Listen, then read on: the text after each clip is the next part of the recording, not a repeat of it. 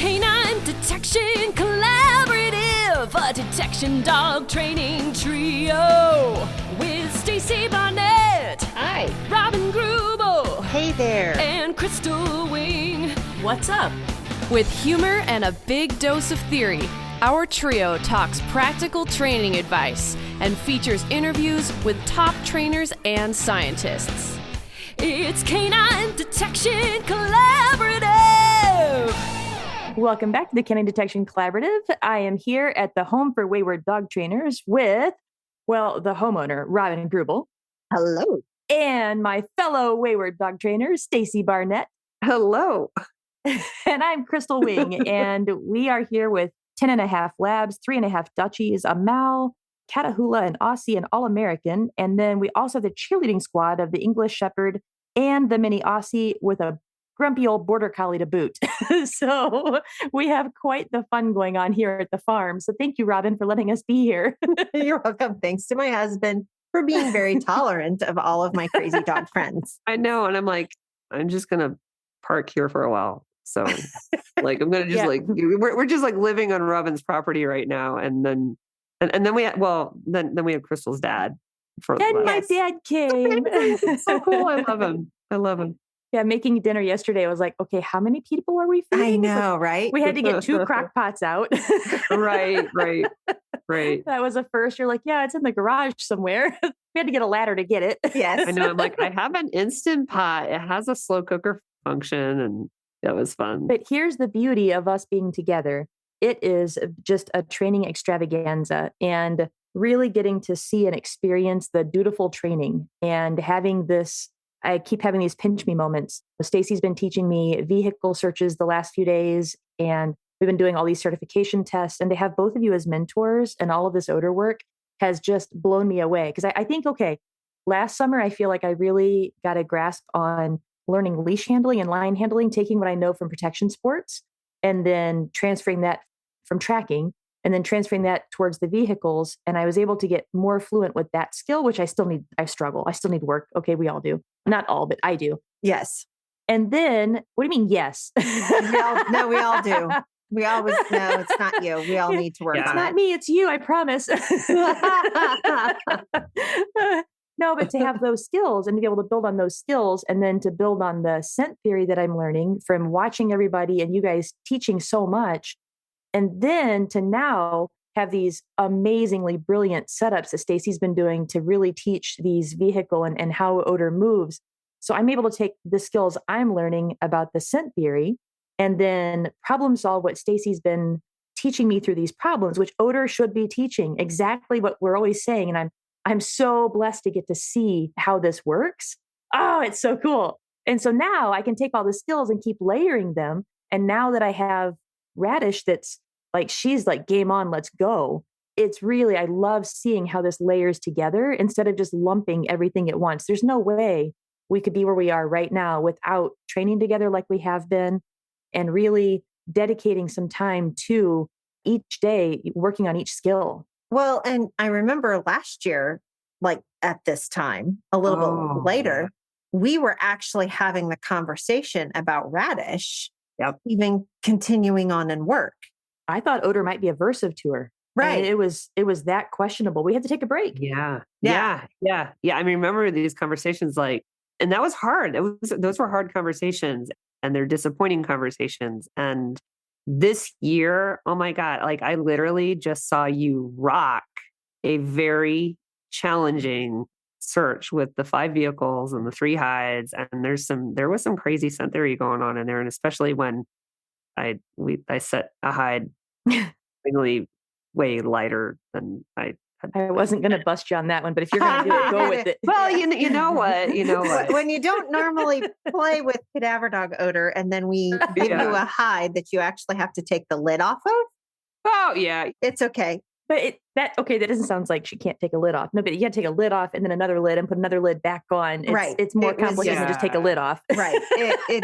We didn't remove the thing that kept odor in. So in my defense, In my defense, I'm not the one that physically said it. I just pointed where it should go. Blame it on the intern. Yeah, there you go. We're going to blame that one on the intern. But the really cool stuff actually really happened because of it. Right. So, yes. It was a good teachable moment for the dogs. Yeah. I'm still blaming it on the intern, but okay. Yeah. Love her, by the way. Yeah. She's amazing. Julia, she is. Oh my gosh. Julia, I have two awesome interns this summer that are helping us out with all sorts of things, including stuff with cows and donkeys and chickens. And and so and plus they're getting ready to tee up for distraction camp and all sorts of things. And we could not do it without them. They're wonderful humans who make us laugh. And fabulous trainers. Old lady shenanigans that we do. And it's just like, you guys are crazy. Yeah. Roping bulls yesterday. Yeah. Oh my God. So that hide, it ended up really, really light. And because of that really kind of trace odor, he ended up with like this really disjointed kind of scent cone. And then we had some thermals, we had some vortex in there. It was really fascinating. And Radish just rocked it. And it was just so cool to see her work through, and with you, like the two of you guys, just like work through like a really complicated search. And it was such a difference to go back to like what we were talking about, right? It was such a difference from last year when we had those conversations, like, do you, don't you? And then to just like, I'm just like, wow, you guys. It goes back to like one of our earlier episodes that we said, no training is better than bad training. Yeah. And that's really what I had to do with her. We had to take a break, and it just happened to be that's when Quinn was dying. And so it just all kind of worked out, but it gave her some time to kind of grow up a little bit and kind of get her head on straight. And also for me to recognize that she is very different than any dog I've ever had. So she's a Mal and a Lab mixed together.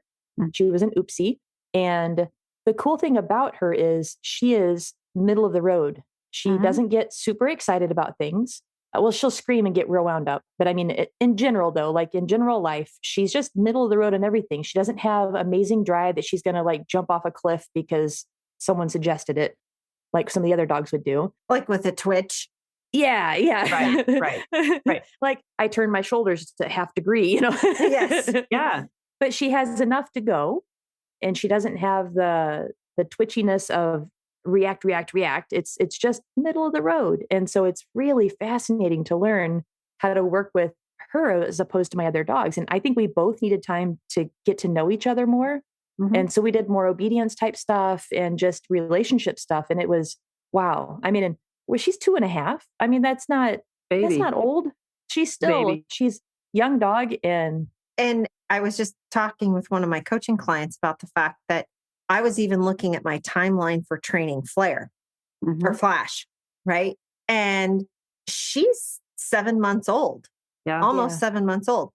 I have, if she makes it onto odor by the time she turns 1, I'm okay. We have so many foundation skills that I can put on her before I even expose her to odor, so that when we get there, it's like, okay, this is, and she's having a hell of a lot of fun doing duck dog stuff at the moment. She's so cute. And she's just like, bring it on. So, which for me is all confidence building, joy of us working together, all of those sorts of things, that when I can flip her onto odor, it's going to be really, really easy. And at least that's my theory. We'll see how that turns out.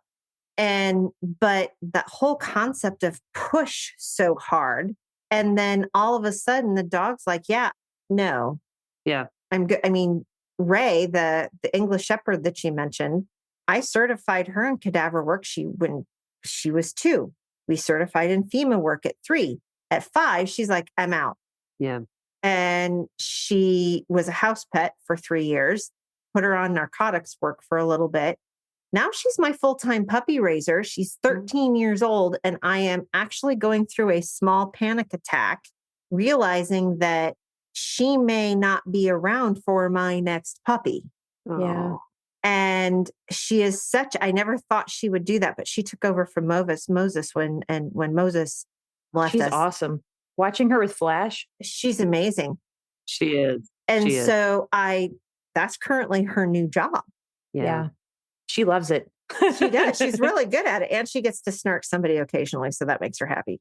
And she gets the dishes as the paycheck. So she's loving it. Right. That's why she looks like a coffee table. She had a bone this morning. I saw her out in the yard. She had a bone and Flash was like, hey, I like your bone. And I'm like, Flash, I don't think that's such a good idea. He's like, this is my bone. And Flash is like, okay. You're right.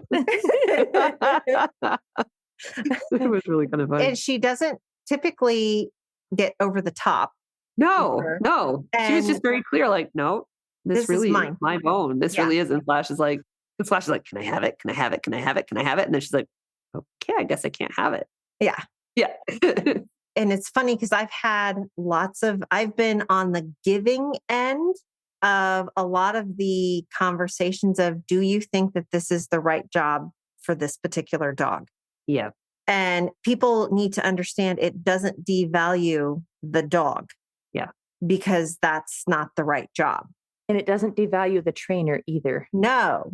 Because that's what happened to me with Yukon, as we've talked about in the past, because he was not the right dog for the job, but I kept having everybody around me say he was the right dog for the job. And then it was all me. Oh. And then I was also telling myself that. So then, whoa. Right. And then why can't I be a good enough trainer to make this dog do this thing? And you would always say, you're working so hard. You're working so hard. I'm like, yeah, I'm working really hard. And I was feeling that with Radish too. And I'm like, yeah, it's easier than Yukon because she's smarter. That's just a fact. But then she's more consistent. Well, no, she is smarter. Okay. He goes around a pole on a leash and he can't figure out how to come back. Like she instantly figured out. Actually, a lot of dogs, I think, can't figure that out. At some point they do. He's 7. Well, he's walked around a lot of poles. You know what? He's so freaking sweet and cute and cuddly. And he's got that little ear that says like, hi. And then he's just, what he lacks in brains, he has tons of personality. And I love him for that. So, but that break gave time for relationship to get to know each other. We could do lots of single problems and I could build my skills, and I can now look at all of that and go, we needed that. We needed that time. And I'm so thankful that I didn't push and that life got in the way, because I would have pushed her, I believe, and then we would not be where we are now, because there's no way I could get her out of the van and she'd want to go. And I mean, she did 3 2-acre area problems, and then she got right back out and did a buried problem. And then she got right back out and did obedience. And she was like, yes, every time. I'm like, you're not tired yet? But that's also why I love that she's middle of the road, because she doesn't burn herself out. She doesn't overheat. She doesn't do anything at extreme. So I'm loving this a lot, you guys.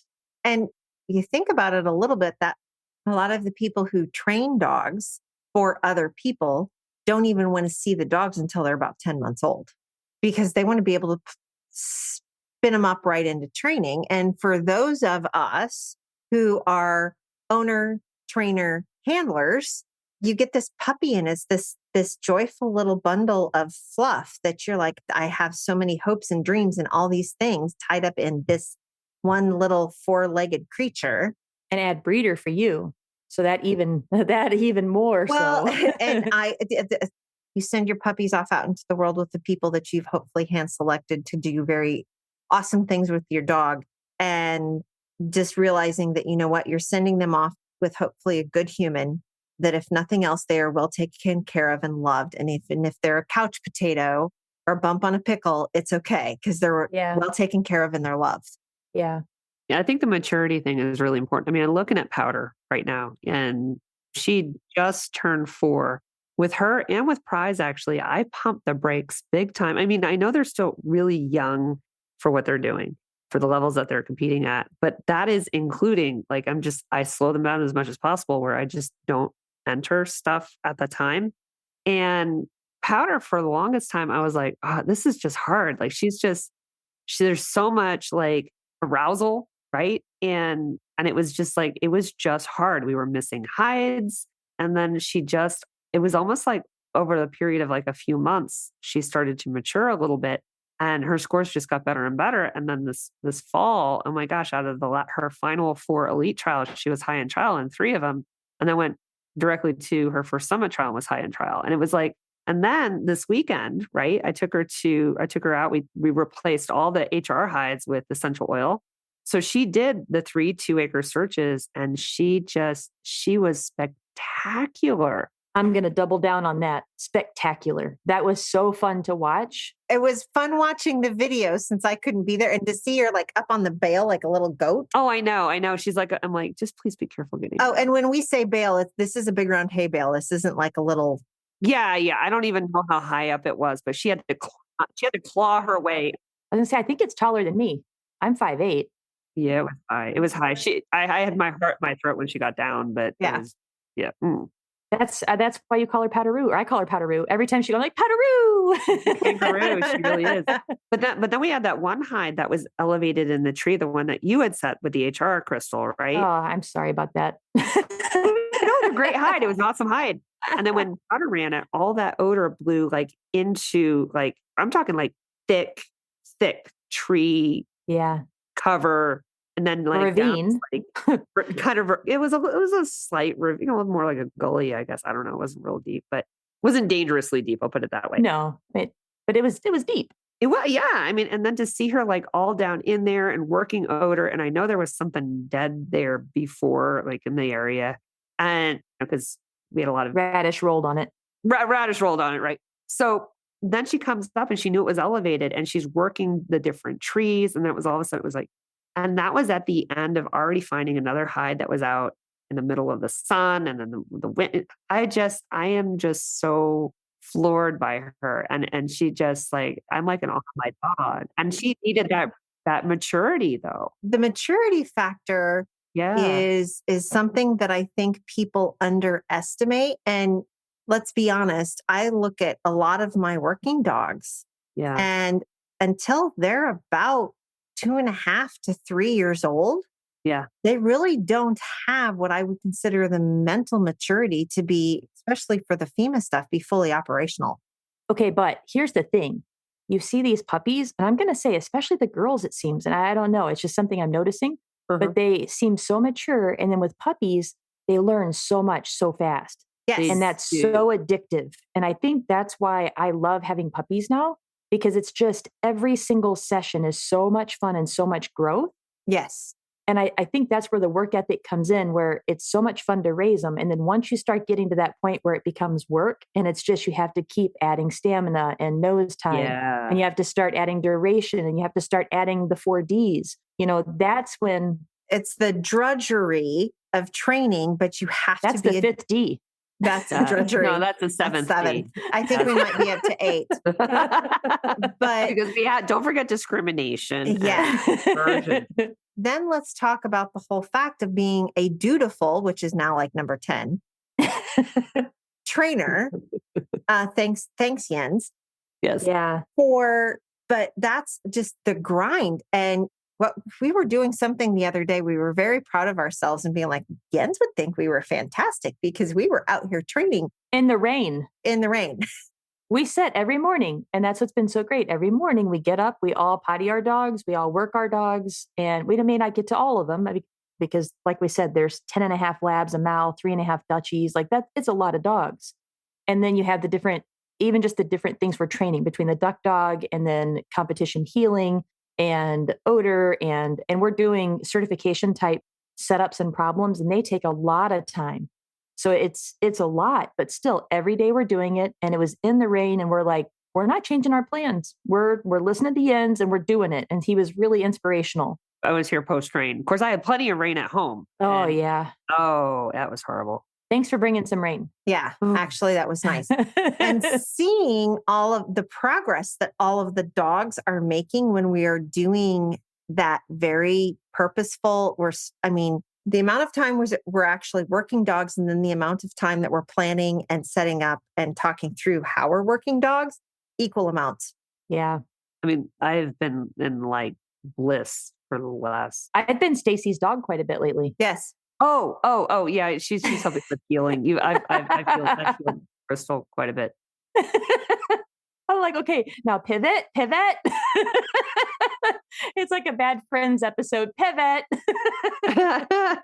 And I kept like, I kept messing it up. And then I'm like, Oh, you're doing beautifully. well, we get the pivot right, but then I had to back up and I was backing up the wrong direction. But I love how we Stuff, all but- give, we all give and take equally. And it's really been a great thing. And then with the interns here, they're wonderful. They're just sponges. They're sponges. And it's so cool. Yeah. Woof. I'm thinking back about the whole work ethic piece. I do believe because I've been able to layer in my training and my learning, it's been better in the times that I wasn't quite up for training. And I went for a spell, like after Quinn died, I didn't train hardly at all. I was just training others and I was just still watching and reviewing and giving feedback. I'm thankful I didn't because I wasn't ready mentally. And I do believe in that it's better to not train if you're going to have crappy training and wait until you can be thoughtful and you can have plans, because you are just kind of spinning your wheels and it wouldn't have been a good place. And I'm glad that I did take that break. But I also am seeing too, and I've always felt this with tracking, if I can have 3 or 4 days of consistency, that's better than a day here and a day there. So I don't know. It's something I've just really felt in my own training. Well, then you have the checkmate situation, right? Because he wasn't really physically up for it. And now he has had this hip replacement and he looks awesome. He's looking so good. And I figure all my time was conditioning, and I don't want to train anymore because I'm just spending all my time walking and conditioning and running and all of the strength training. And it's just like, what's even the point? Yeah. You had that. And then you had, with Quinn and everything and then trying to the stuff with, and now it's like, oh my gosh, Radish is like hitting it out of the park.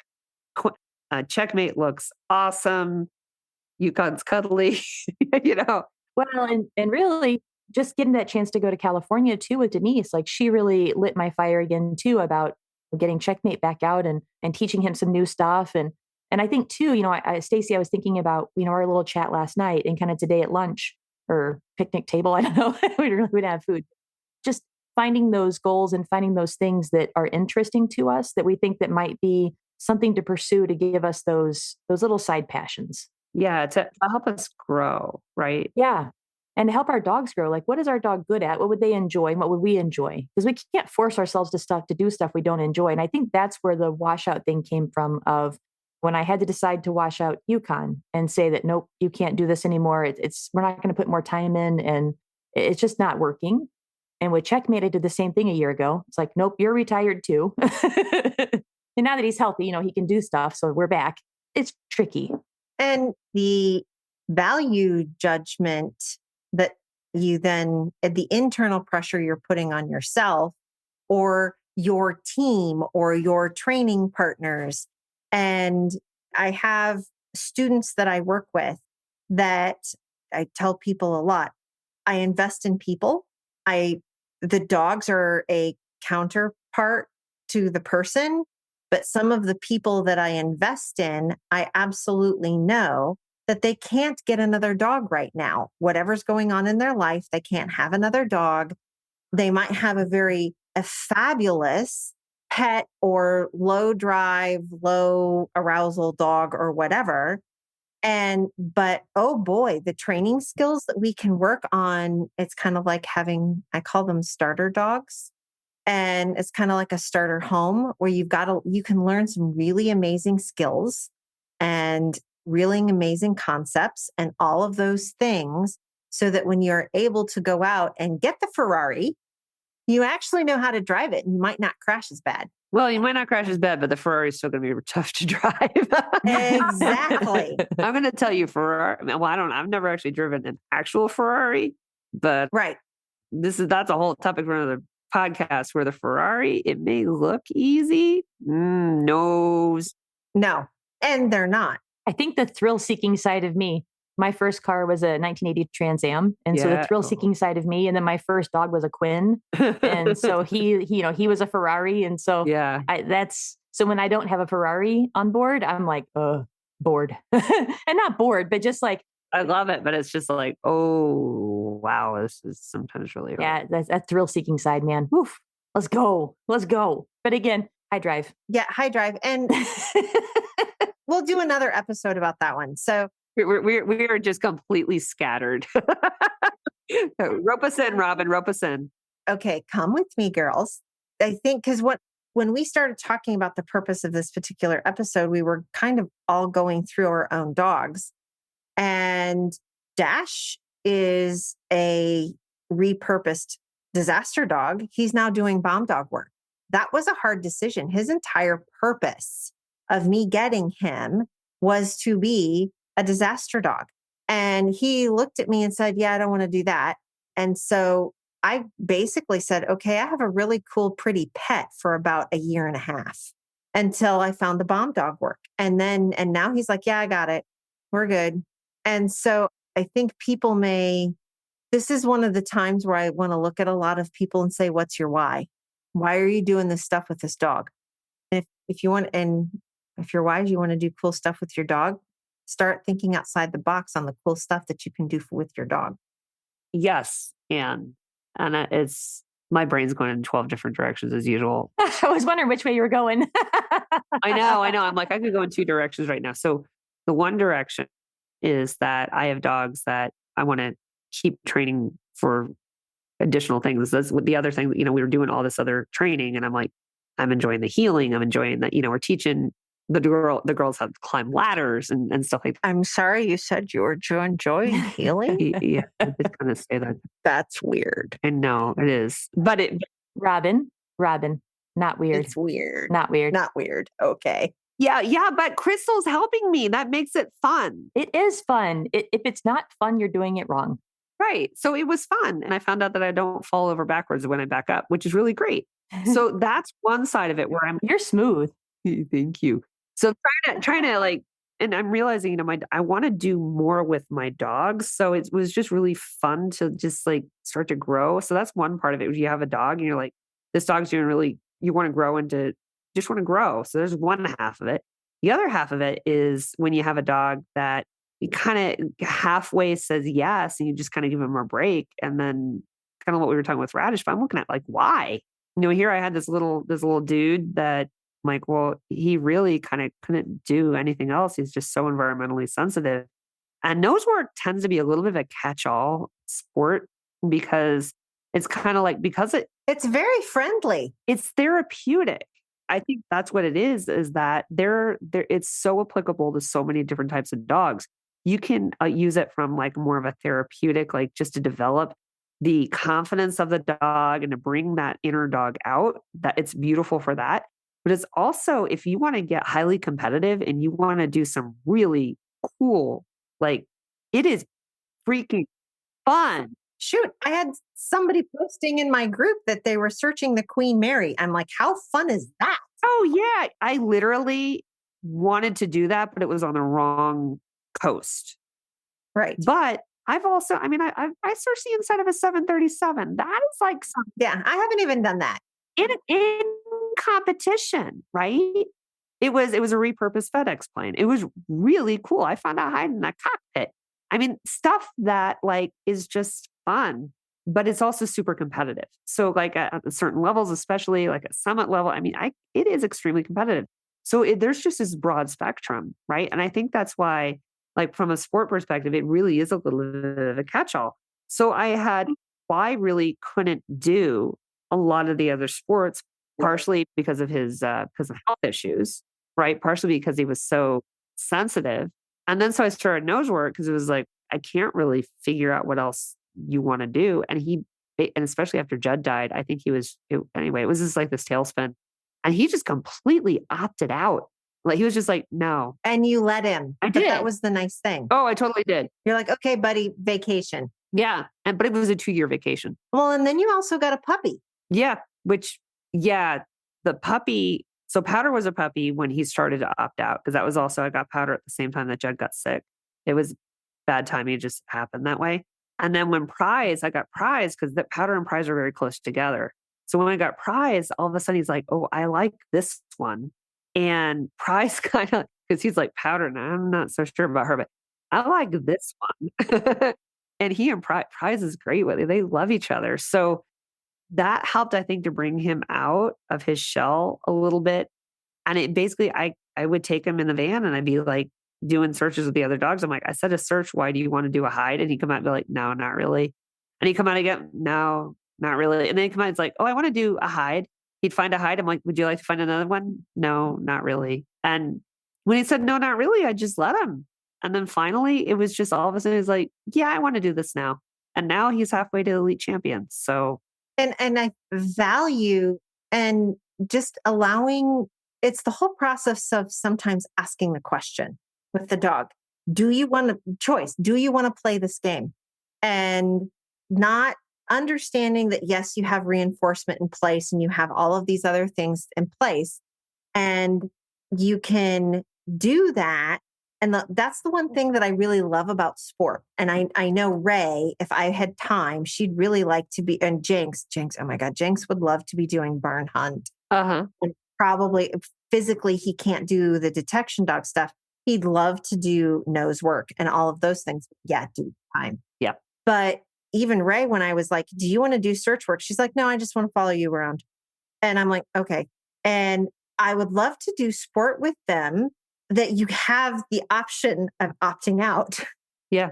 But that is sport though, right? Right. And with the working dog stuff, I have to have the consistency. Yeah, you do, because honestly, because you've got something on the line there that is bigger than, which is a lot of pressure. So we won't go there too hard. Yeah. But what I'm saying is like, but that's the nice thing about this, about sport, is that if the dog opts out in the middle of a search, you can go, cool, we're done. Yep, that's fine. And it's okay. Yeah. I can leave that entry on the table. And I've done it. Yeah. And I've seen people who we have the discussion that the dogs in the working dog side of the world, that the dog's consistently inconsistent. And that's hard, because then is it a motivation issue? Is it the right job issue? Is it a trainer issue? It becomes all of issues, challenges, whatever. It becomes this whole thing. And you have to start asking yourself and the dog, is this what you want to do? I think the other thing I'm kind of hearing too, I think about Prize and I think about Obi and Brava. Obi's one of the other labs. Julia's dog. We haven't this is Julia's dog. We haven't talked about the intern's dogs yet. So the Obi is one of the intern's dogs. He's a lab. He's large. Imagine this really large, beautiful, just buff yellow lab. He's hunky. He's a hunk, just a hunk. And he's a conservation dog, and she's realizing it too. And Stacy, same. It's like these dogs are so amazing at what they do, but it's not enough. Yeah. And it's hard because they are so driven and they want more, and we want to keep giving them more. And I think too, when Robin was talking about the pressure, I think too, the pressure we put on like our cadaver dogs, I was putting a lot of pressure on Radish, then I had to step back completely. And now she's all for it. She's game on. But it's the balance we create by providing the more. I don't know that it's not the best for us to just stick with just the one thing, because they need that release, whether it's a great hiking buddy or other sports or other activities. I mean, just taking Radish for the big runs. Something that they don't have to be perfect in too, though. Yeah, but something we can take the pressure off of ourselves, the pressure off of them. That's agility for me. Like if Brava's not perfect, I'm like, well, I guess I need to train more. Or if I'm like, that was handler. It's just like, I've got this sport where I'm like, I can have fun in that. I don't feel like because I do nose work for a living, right? So there is pressure, and this is my job. This is my career. And so when I go out and compete, I feel it. And when I go and I do agility, that's fun. I'm just like, okay, we didn't make our weave entry. I guess we need to train that a little bit more. No big deal. And I think it's fun for her too. She doesn't, it's just, so I think having those other things is important. Well, and we did a whole episode on cross training. What else are we training our dogs to do? Right. We're all over the place. And one of the things there's a lot of stuff that you do in detection dog work that's super fantastic and keeping your dogs honed up on their skills. But I also think about, I'm doing the duck dog stuff with the narcotics and explosives dogs and Flash. Yeah. And poor Nico, it's become very apparent to me he needs other stuff. Just getting him out to go do odor work. I agree. Is great. Yeah. But it's not expanding the brain cells. Yes. And all of the other stuff. And we do directionals, we do a beat, enough beat to be able to somewhat function. And so I might actually have to suck it up a little bit and actually do some of the obedience training that he really needs to provide clarity in what jobs he always has to have. Yep. Because otherwise he invents his own and I hate them. Yep. And someone used the word self-employ. Yes. And I love that word so much. I think that was you. No, someone else. Oh, okay. The last time I heard it was you. Okay. Yeah, I just been hearing it from Crystal. Was it? I thought maybe it was Jane Arden. I don't know. I heard it somewhat recently and I was like, I love that concept because if we're not constantly giving them a job, they will self-employ. And I'm pretty sure I'm not going to like what they choose for an employment. Yes. And so even like Stacy and I were working with Brava and she can be a little vocal. And so it was a little. Okay, I was being generous. And so, but it comes to the work ethic thing too, of like, you have to be so dutiful in what it is that the dog's doing or not doing that you want to work on. And it all circles back to that because we are putting a lot of pressure on them. And so then they're putting pressure back on us to like, look, I need a job at all times because they're working dogs. I mean, yeah. So I used her to kind of demo a couple concepts and I was talking to Jenny, right? And Brava was like, hey, I'm here. So when I was actually working her and doing the concept, she was just like, okay, game on, boom, boom, boom, boom. But then when I was trying to describe it, she was self-employing. I know all about being self-employed. It's hard.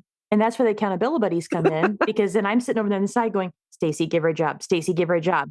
I know. And I'm like, sit. And she's like, I mean, like, that's just not enough of a job for her. She's like, that's not enough.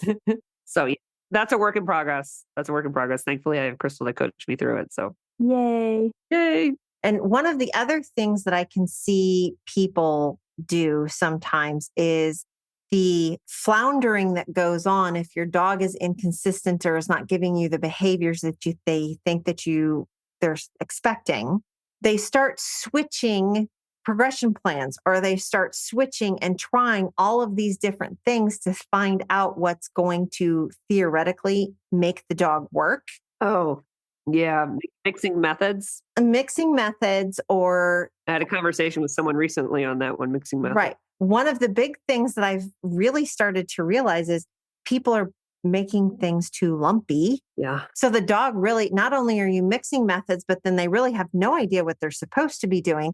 Plus the whole concept of reinforcement and what you're paying the dog may not actually be what the dog likes. And so not the method, it's the application. Right. So you're saying that timing, criteria, and rate of reinforcement are important? Oh my God. Yeah. Yeah. What? Amazing how that works, isn't it? I think we've talked about that just a little bit and the whole concept of actually reinforcement. Yes. And breaking that and what are you reinforcing? Yeah. What behavior are you actually reinforcing? And how are you using the reinforcement to get you right back into the activity? Yes. Mm-hmm. And all of these little things kind of wrapped up into, because I know, Crystal, we spent a lot of time last fall talking about what to do with Radish. Yeah. Take a break. Yeah. We never really said that, but that's what it ended up being. That was the ticket. Right. The ticket. And, that's what happened with Y. Ray did the same thing. Ray didn't get employed back in search and rescue work because you know what? When your reinforcer is a human, I mean, her entire purpose for existing is I don't want to be more than 6 feet from you. Okay. Yeah. That's going to be kind of hard. That's kind of hard. Well, we could do it, but I don't want to walk that much. And so I just think about the whole thing of make sure that you are cutting everything as thinly as you need. Mm-hmm. And don't be afraid to take that month off. And I do want to say, when I say I took a break, it doesn't mean that we did nothing. Right. No. You did other. Yeah. So we worked on our recalls. We worked on our remote stops. We worked on. Yeah. It's not, you didn't put her in a box and leave her alone. No. Yeah. No. So I will kind of go there and say, the things that I think are all those crucial things. It's the collar give. That's number one. It just means that pie, like if you think about your dog's time and you split it up and like I'm picturing like a pie chart, right? Your pie chart changed. Yeah. That's all it was. It was like, instead of the slice of doing this, that time got filled with doing other stuff. But I still kept concept training in. So things that would still help me. So I worked on really fast sits because my trained final response is a sit. So I worked in high arousal, teaching sits and downs and stimulus control between the two. So can I do like a fast miss the tug, sit? Can you throw that sit really fast? And then can I mark that behavior? And then we can go back into a fast game of missing the tugs and then plots. And then will you shoot down or will you sit? And so can I create different pictures and different distances and add in every kind of scenario I can to the behaviors I'm going to need for my odor work, but not have any odor in it? And can I have a collar give from 100 yards out where it's just collar, my hand goes out and she comes running in and slams her collar into my hand, even if she's not wearing one? Can I have the things that I'm going to need searching? Which turns out to be a safety issue. Yeah. Can I get my remote stop? Right. I mean, it's a recall. Yeah. So it's all the things I know I'm going to need, and I can work on all the foundations for all of those and make that more of the priority, which I now kind of think that that's where I'm going to go from now on in the future anyway. I think I want to do a real strong introduction of some odor foundations and then just go really heavy into all of the behavior stuff that I need. All of the needed skill sets. Yeah, absolutely. And put odor and put all that on hold because they need to grow up. And I hear that and we talk about it. Just let them grow up. Just let them grow up. But you're absolutely right, Stacy. That's not throw them in a box. No. Or a kennel and just ignore them for the next 6 months. No. You develop them. Right. And this is Flash. I've looked at her and said, okay, I know you can hunt because I see you do it all of the time. Uh-huh. I know you can retrieve birds. We really suck at healing at the moment. Well, she's a floppy. Yeah. Puppies are floppy. I mean, they just are physically floppy. It's hard to, and they go, wow, butterfly. I mean, that's what they do. And so I was like, we'll just work on learning to be a civilized creature. Yeah. Yeah. For a little while on top of everything else. Yeah. And it's perfectly okay. She's also really cute and smushable. You just want to like kiss her and squeeze her. She's adorable. Not quite collar George, but cute. But we forget all of that stuff because everybody seems to be really always focused on odor work. How fast can we get the dog up deployable and out the door? And I'm like, I want a reliable dog out the door. I mean, I look at my dogs and I was just like, so for instance, like the elite trials, right? You only get so many points in elite and then you're done. And so what I was telling what I do is, my dogs end up at elite, at least my young ones, right? They're young. I mean, Prize got her into B3 elite. Gosh, it was a week after her second birthday. And they're only allowed to start trialing at 1 year old. So she literally if she entered, she passed.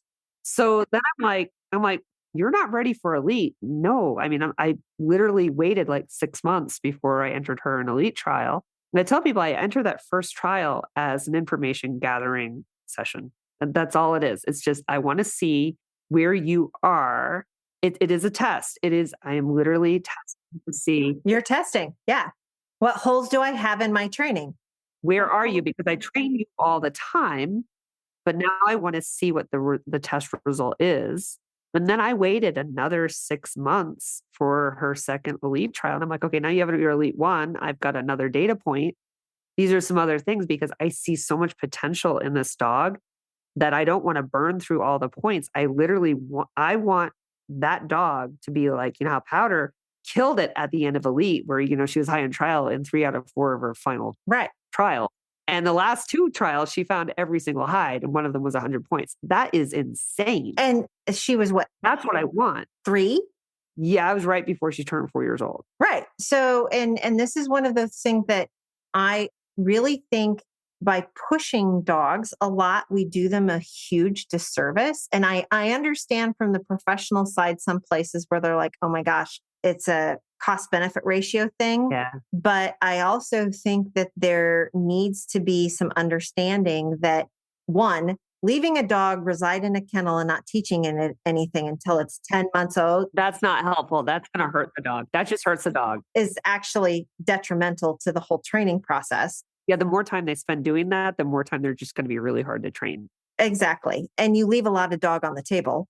And then you jam a dog through a 3-month training process and jam a handler through a 2-week training school, which is actually what happens in a lot of the working dog world. If you're lucky, it's 2 weeks. I'm kind of like, I'm just sitting here listening to this, and I hate to say it, I'm like horrified by those numbers. And then they go out to work.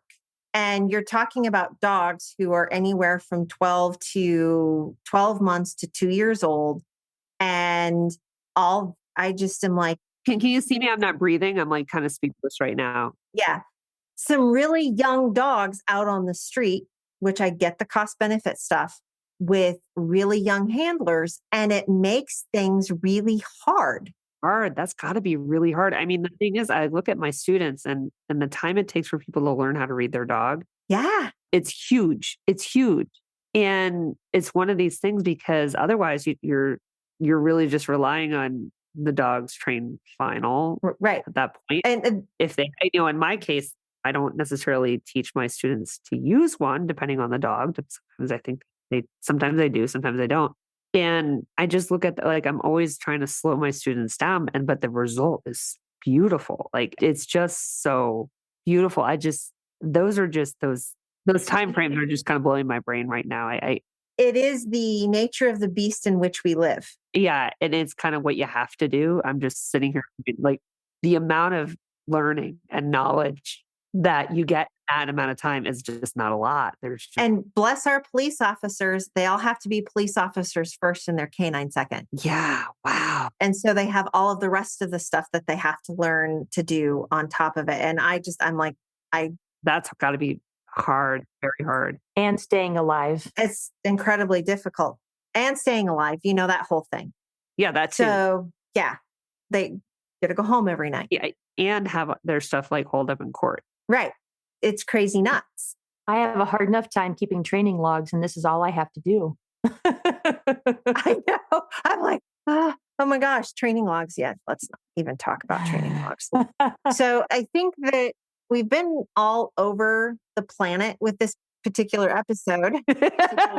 Yes. But I think that the whole concept of right dog for the right job. Yes.